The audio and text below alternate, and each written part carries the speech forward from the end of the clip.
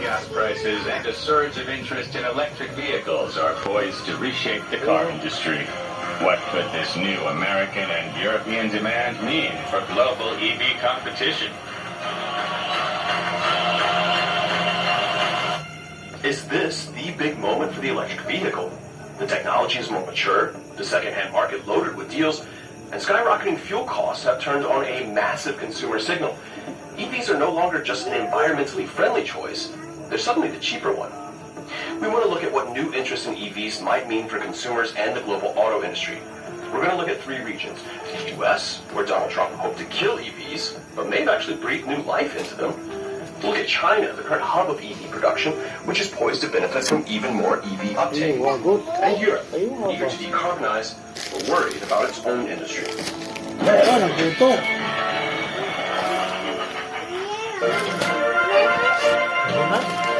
Balik po tayo sa mga balita at hiniling ngayon ang Office of the Solicitor General o OSG sa Korte Suprema na ipasura ang petisyon na naglalayong obligahin si Pangulong Marcos Jr. na sumailalim sa physical, mental at hair follicle drug test. Kaugnay ito, na petisyong inihain ni na dating House Speaker Ibang Kuloy. Devon Alvarez at iba pang petisyong upang ilantad umano ang tunay na kalagayan ng kalusugan ng Pangulo ng Bansa. Sa inihain But-buton, Miss BBM, oy.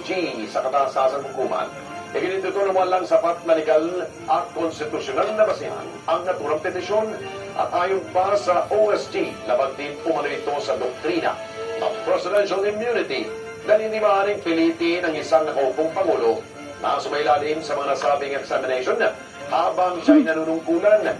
Binigyan din pa ng abogado ng gobyerno. Mag-ingutan doon niya yan, Lolo, ma. Sa ligang batas, Ingutan doon niya yan, Lolo. Yan, nalibang na niya eh. physical at mental examination. At nandiyan formal na hiniling ng OSG sa SC. Basura Na? ang naturang Mulakaw ko? Samantala, inihain ng mga Duterte sa Kamara ang panahon Bawa ko? para sa pagpapalakas ng commission appointment Maulaw ka? at pagpapanatili ng Okay. integridad ng appointment powers ng Pangulo. Sa harap ito ng